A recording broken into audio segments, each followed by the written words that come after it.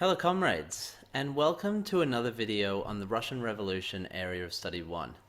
This is in fact our last video on on Area of Study 1 because, as you know, Area of Study 1 comprises the causes of the Russian Revolution. And by the end of this video, the Bolsheviks will have seized power from the provisional government, and we will begin our next area of study on the consequences of that revolution. So this video is, as the title suggests, on the October Revolution of 1917. I've got a quote here from Lenin, who in October said, "History will not forgive us if we do not take power now."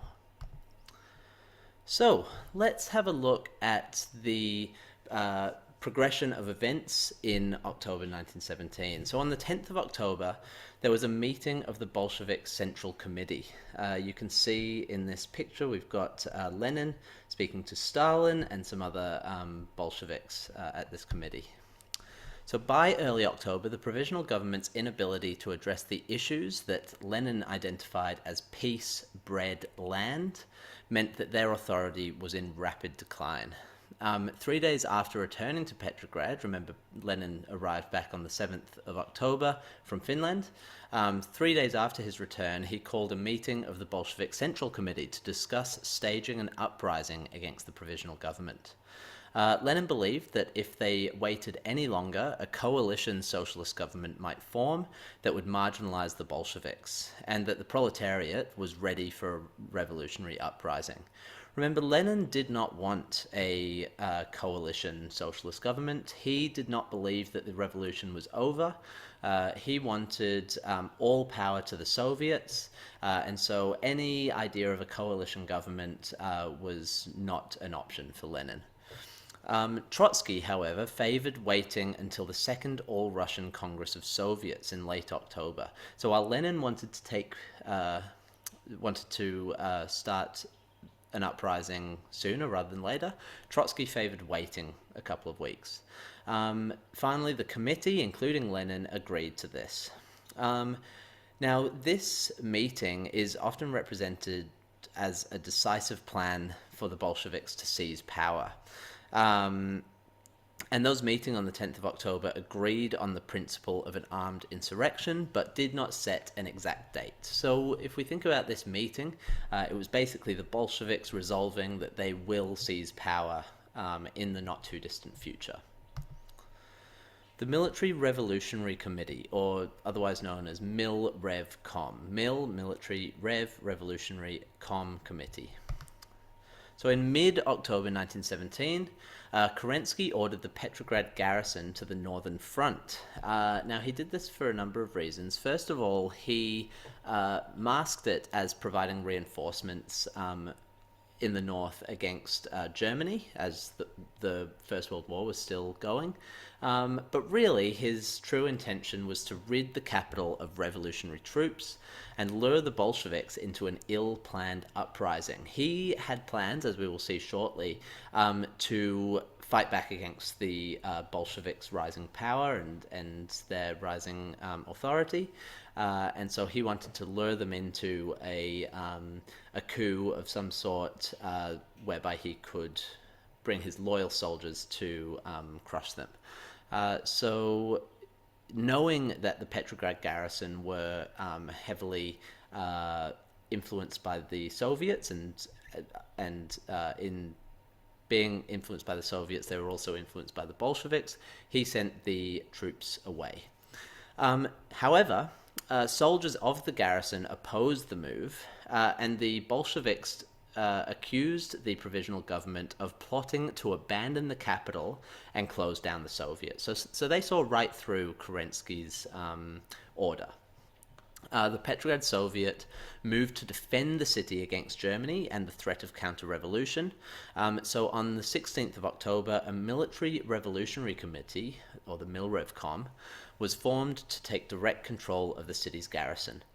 So Kerensky's plan seriously backfired. He intended to send the Petrograd garrison to the northern front to take them away from Petrograd, and instead these actions inadvertently caused the creation of the Military Revolutionary Committee, and they took control of the Petrograd garrison. Trotsky, along with two other Bolsheviks, were key members of the committee, and there were actually only 5 members of the leadership executive, so 3 of which are Bolsheviks, meaning that it was largely directed by the Bolsheviks. So the Bolsheviks' power is increasing ever more. The Milrevcom announced to Petrograd's workers and soldiers that it would defend the capital against German advance, but more significantly, it would defend the Soviet against any Kornilov-style coup. So remember, with the Kornilov affair, General Kornilov intended to basically crush the Soviet, and Kerensky asked for the Soviets' help to put down the coup. Now, the Milrevcom, commanded by the Bolsheviks, was seeking to defend the Petrograd Soviet against any type of military coup. Now, Kerensky, as we know, wanted to quell the Bolsheviks' increasing power and influence, so he fought back. On the 23rd of October, he made his move against the Bolsheviks. First of all, he ordered for the bridges linking Petrograd's working-class districts with the rest of the city to be raised. He wanted to block off thoroughfares into the city.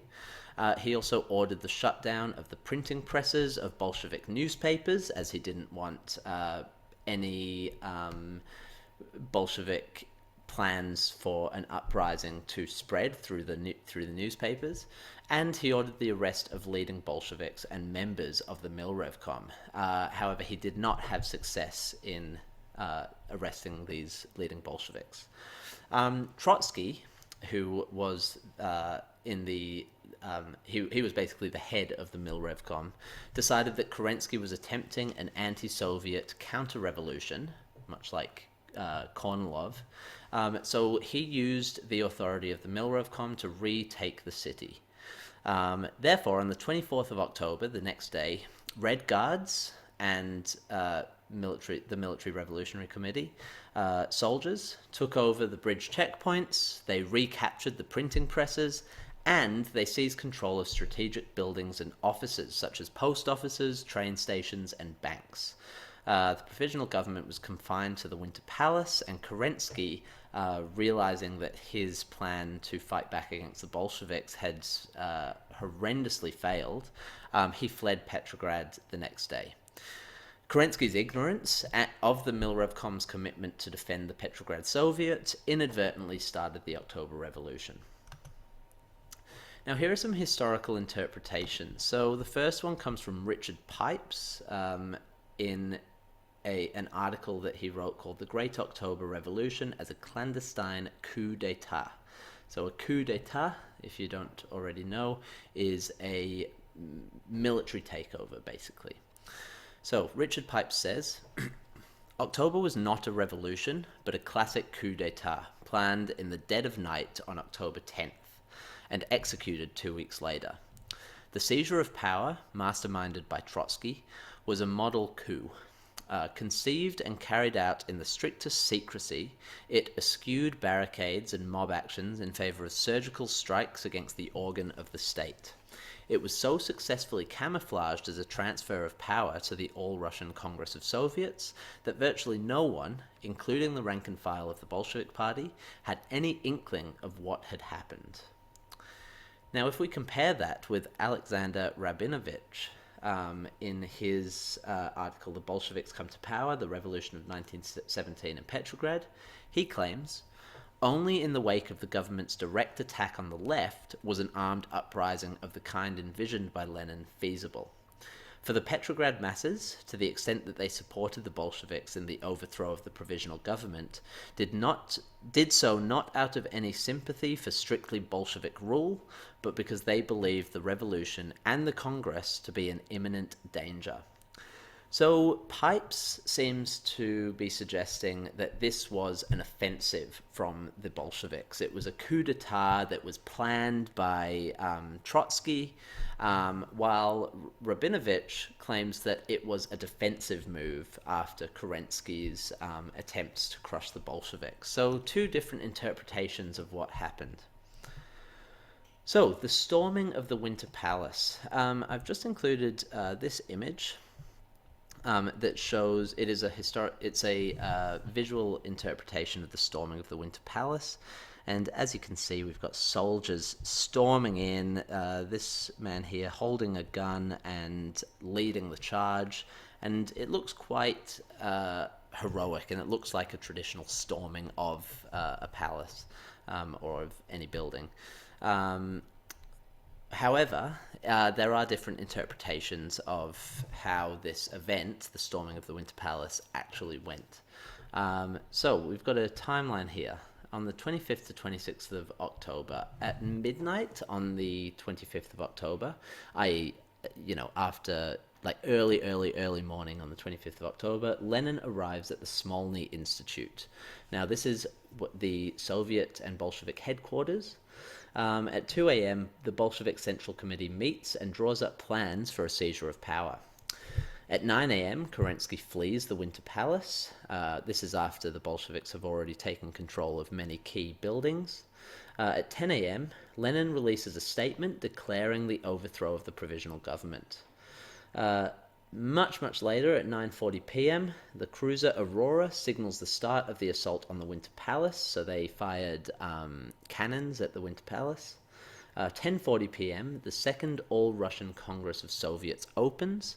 If you remember, Trotsky wanted to wait until after the Second All-Russian Congress of Soviets to attempt their seizure of power,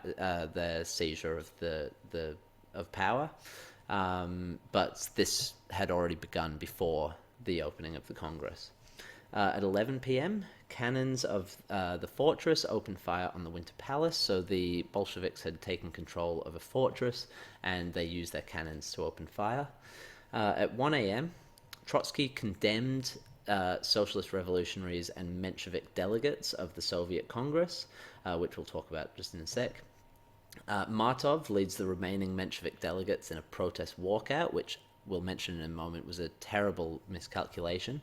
And then 2:10 a.m., Bolshevik troops led by Antonov Ovsienko arrest ministers of the provisional government. So that's at early in the morning on the 26th of October 1917. At 3 a.m., news of the capture of the Winter Palace is announced to the Soviet Congress. At 6 a.m., there is a recess of the Soviet Congress called.